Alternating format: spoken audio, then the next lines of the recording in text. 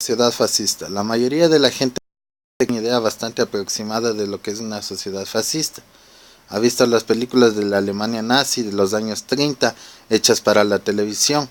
Las multitudes, el alboroto, las luces, las tropas de botas altas, las gigantescas concentraciones, las banderas agitándose, luego los discursos de Hitler ante multitudes que lo victoriaban, que levantaban el brazo haciendo el típico saludo del Führer. Imposible olvidar las aterradoras imágenes de los matones nazis rompiendo las ventanas del gueto judío y sacando a las calles a frágiles ancianas, agarrándolas por el pelo, la Gestapo y los soldados de los SS marchando, machacando a culatazos de fusil a una persona. Y hay otras imágenes, los campos de exterminio y el mundo entero, que desconocía su existencia horrorizado. Los cadáveres, las dentaduras, las osamentas, aquellos muertos vivientes, y también el cabello, los dientes de oro, los anillos, los hornos. La mayoría de la generación del siglo XX fue a la guerra para derrotar al mayor mal que el hombre ha conocido jamás. En la guerra murieron 26 millones de soviéticos, varios millones de europeos y medio millón de soldados estadounidenses. Nunca más.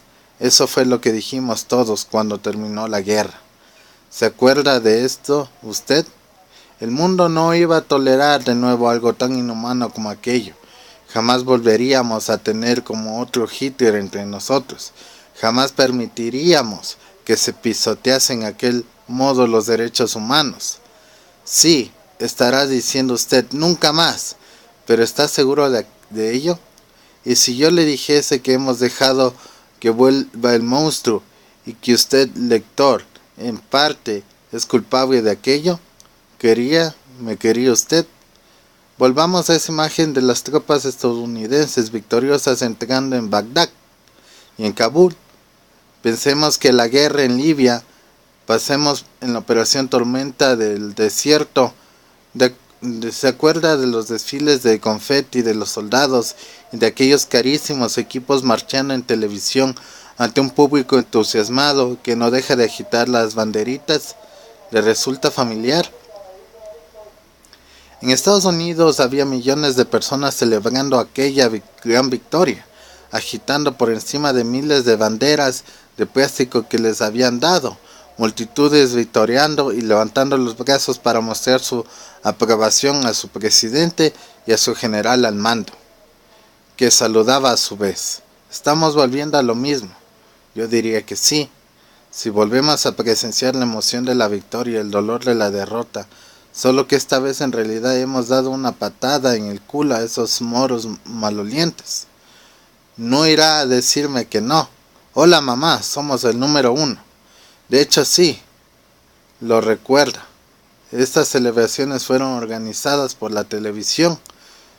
Puestos a pensarlo, lo mismo sucedió con el argumento para la intervención, que simplemente fue una copia y pega de otros acontecimientos de la historia.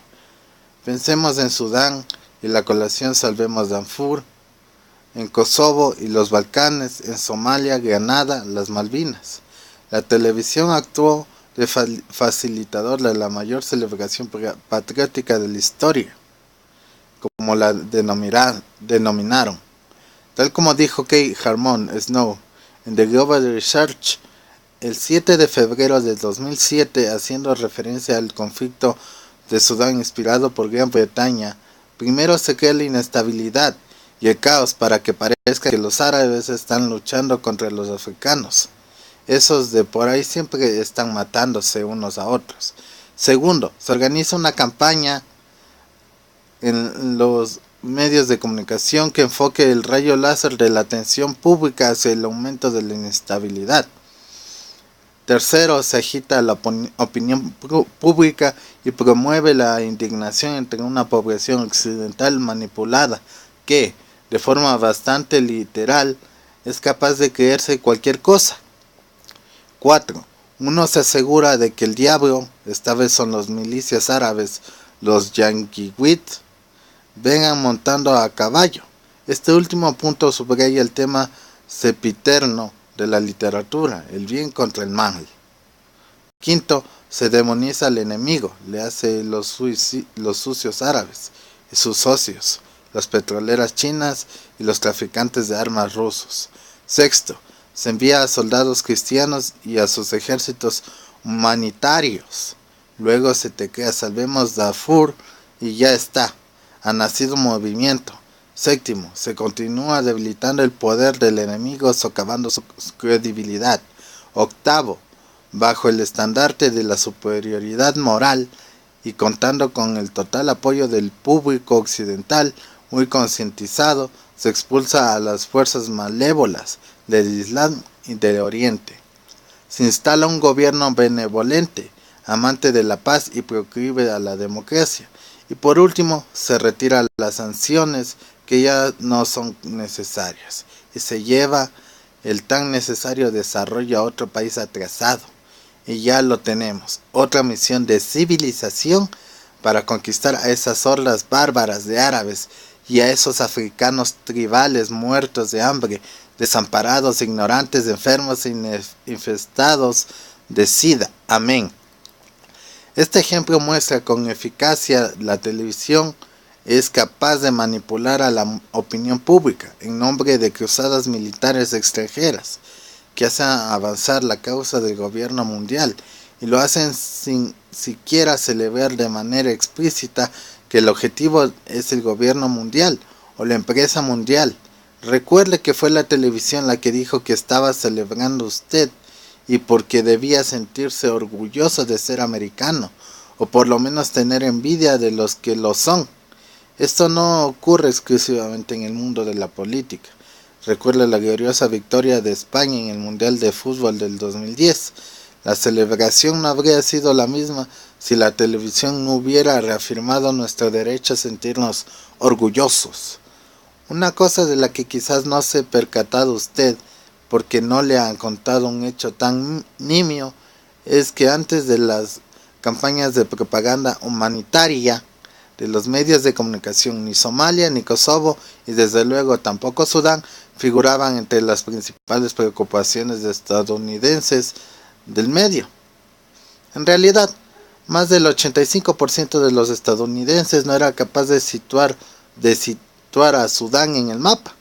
Lo mismo podría decirse de Somalia y por supuesto de Kosovo, por no mencionar a Irak antes de la invasión tormenta del desierto de 1991. El 80% no sabía dónde estaba Irak y no tenía ni idea de quién era Saddam Hussein, hasta que los diligentes y persistentes esfuerzos realizados por la CNN para adoctrinar al público estadounidense hicieron posibles dichas campañas militares. De todas formas, lo que resulta absolutamente pasmoso es que el público jamás haya cuestionado nada de esto. En vez de eso, la gente prefiere participar en la celebración, ya sea directamente llenando las calles y agitando banderitas de Estados Unidos o a través de las emisiones de televisión nacional. A finales del 2010 ya había muerto más de 1,5 millones de iraquíes inocentes, además de Saddam Hussein y más de 5,000 soldados estadounidenses, y varias decenas de miles de personas desconocidas habían sido mutiladas de por vida como consecuencia de una guerra que liberaba al país en nombre de British Petroleum, Royal Dutch Shell, Halliburton, Breakwater, Chase Manhattan Bank, Bank of America, Citigroup y un grupo interminable de multinacionales que luchaban por quedarse con un trozo de los trofeos y las riquezas de Irak. Hola mamá. ¿Y qué que Afganistán es diferente? Otra guerra, otro dólar, otra lista de estadísticas desagradables entre Afganistán e Irak. Decenas de miles de niños muertos, cientos de miles de mutilados para toda la vida. ¿Y por quién hemos luchado? Estados Unidos derrocó a los sucios talibanes, solo para sustituir por uno de los líderes más corruptos que ha conocido el mundo, Hamid Karzai, un importante traficante de drogas que se acuesta con las mismas fuerzas indeseables contra todas las que hemos ido a luchar. Hola mamá, ¿seguimos siendo el número 1? el número uno en idiotez. Eso es lo que somos. Y bien, ¿cómo se siente usted ahora?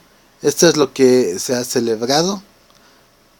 Y créame, no hay diferencia entre los agresivos matones nazis de los años 30 y los agresivos liberadores democráticos del 2011. Sin darse cuenta siquiera, usted ha pasado a formar parte de la chusma, de una turba fascista organizada y enteramente a través de la televisión. Sigue, sin creerme, ha viajado últimamente a Estados Unidos. El personal del aeropuerto que forma parte del Homeland Security Department, Departamento de Seguridad Nacional, está compuesto por los mismos soldados nazis que sacaban a ancianas a rastras de su casa y las mataban a golpes con la culata del fusil, simplemente por placer y en nombre de la seguridad.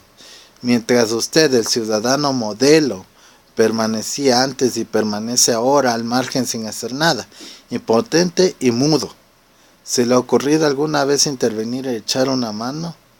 No, porque usted y sus conciudadanos tienen el cerebro lavado por la televisión para que nunca cuestionen la autoridad, por muy escandaloso e inhumano que pueda ser su comportamiento. ¿O en realidad piensa que ha llegado hasta este punto usted solitario?